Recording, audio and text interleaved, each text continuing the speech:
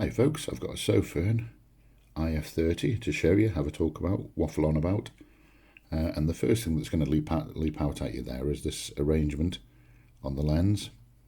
We've got 12 TN3535 LEDs there and one SFT40 tucked in the middle. And you can use the outer ring for a floody type effect, the centre for your throwy, or both at the same time. And in terms of the user interface, it's really easy. You've got the central button that is also rotational, and we have an automatic lockout as well. So initially, if the light's in lockout mode, we'll twizzle that dial a little touch. The centre button will light up to tell us now that we're unlocked, and it's a one click on and a one click off. The exception to that is if we've activated turbo, which is a double click. Now one click, instead of turning off, the one click will take us back to where we were and then off. In the on position, we can adjust our output by rotating this dial with your thumb, and we can go minimum up to maximum. When we reach our maximum, I don't really caught it there was a little blink to tell us there that we're at the max. If we press and hold the centre, as you can, hang on, let me lower it because that's blinding, isn't it? Lower it down a touch. If we press and hold it, we can rotate through our modes. So now we'll jump to the centre, and it's the same principle again in terms of adjusting the power and the double click to turbo. If we hold it again, now we can have both the outer flood and the inner spot, and by holding that button we can cycle between those particular modes. And a triple click takes us to strobe, and the one click back off again. In addition to the double click that takes us to turbo, the central dial will also allow us to rotate up with that little blink that indicates that that is also the equivalent of turbo. So you can reach its maximum output in two ways, the double click or twizzle the dial, whichever one you prefer. USB-C charging, and we can also have it as a power bank as well. In terms of the batteries, we've got one user replaceable standard 32650 tucked in there. So it's a moderately chunky little light, but not, nowhere near as big as your kind of Q8. In fact, hang on, let me grab it. So looking alongside our Q8 there, you can see there's a significant difference. I always find this tapper light a bit uncomfortable, just a little bit too chunky for me. This is a lot more manageable. So let's have a quick look at the Sofirn webpage for the specs. On sale at the moment, $81.99, 25% off. So scrolling down a touch, our maximum output is 12,000 lumens. The range is actually 30 to 12,000, and for the centre LED the range is 10 to 2,500, and as mentioned, you can have both on at the same time. Maximum throw distance 685 meters. I think the rest of it down to about here we've covered. The temperature regulation will kick in at 55 degrees, and as you can probably imagine, in particular if you're using both the central and the outside, it can get a little bit toasty, but it will back itself off. I've put some temperature checking on the end of the video if you want to have a look at that, but what I found is about 2 minutes on its maximum output. That's not the central spot and the outer ring. That was just using the flood. I was getting about 2 minutes. So if you put both on, obviously you're going to get less. The rotary knob thing we've covered. The LEDs that we've covered. Maximum charging 3.5 amps. Battery indicator built in there. think that's about it, isn't it? Let's take the light out and have a look and see what it can do. Hi folks, I'm out with the Sofirn IF30. Started off somewhere near its bottom on the floody mode. I'll pop a picture of where I am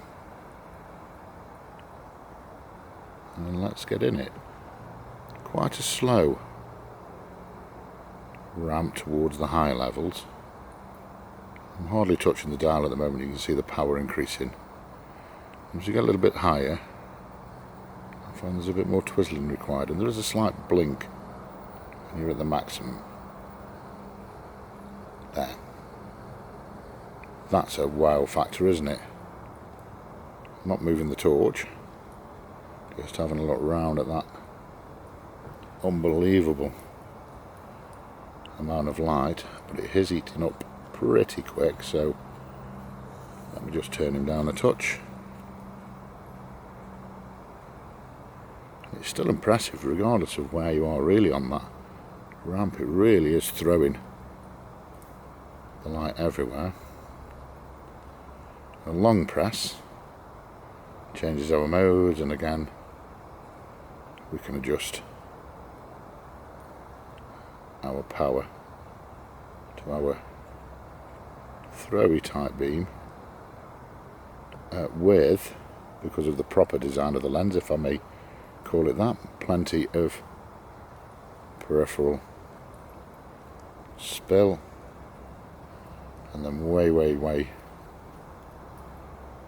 down into the distance down there, and then a long press.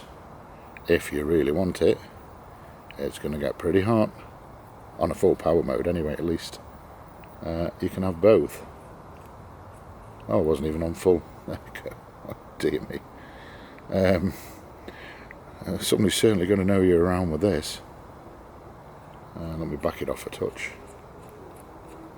And then we notice both go down, so the central spot and the outer will both reduce. One click takes us back to the floody mode. I say one click, press and hold. Press and hold to our spot mode again. Messing around with our power. A long press to both. One click off. Let's move along and try it at the next spot. A little bit further on, folks, with the IF. Let me get to our correct mode that I'm after. There we go. That's just our flood mode only. And scroll through to our highest. That's pretty good, isn't it? Down the side of this lake. Oh, I didn't put a picture of where I am. I always do that, don't I? We're popping a picture of where I am. And as you can see, that's pretty impressive. Let's have a look in this other direction. So although I'm on the flood mode, we're certainly doing the distance, aren't we? And then a long press takes us to our throwy mode. The light is getting a little toasty. So I'll quickly twizzle round this way and kind of show you moving down the side of this lake. No problem with the the distance even to that far corner there, or indeed right out to the other side. Am I still on full? Yep. A long press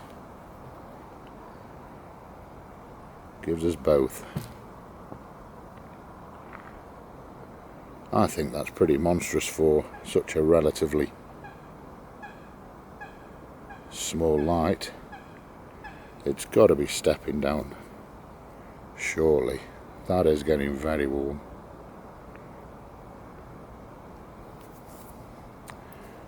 Back to our spot. A really, really nice little light from Sofirn again, easy to operate, and price wise half the price of you know who. Right, I'll catch you on the next one, folks. So let's have a look how the IF30 performs on its turbo mode and see how quickly it steps down. Our room temperature at the moment is 20. The light temperature is 21. So let's pop the lux meter on there. Can we see that? Yep. Start our timer.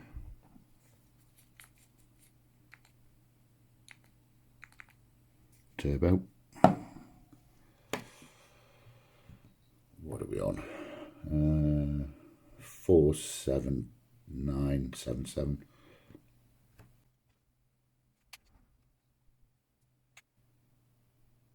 1 minute 30 in. 426, 425 on the lux meter. So we're just over 2 minutes.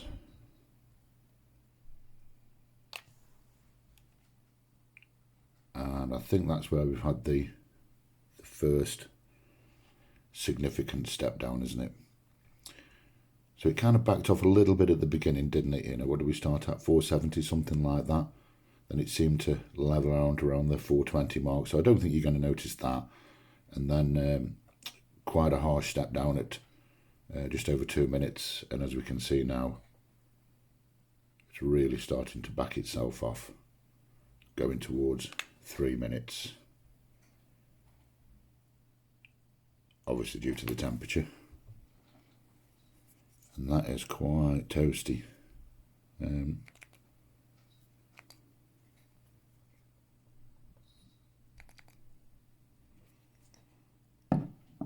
Just for argument's sake, let's whack it back up to turbo again. It's not going to like that, is it? No. The ATR has straight away recognised the light's too hot and is starting to back it off again. So what did we get there? A good 2 minutes.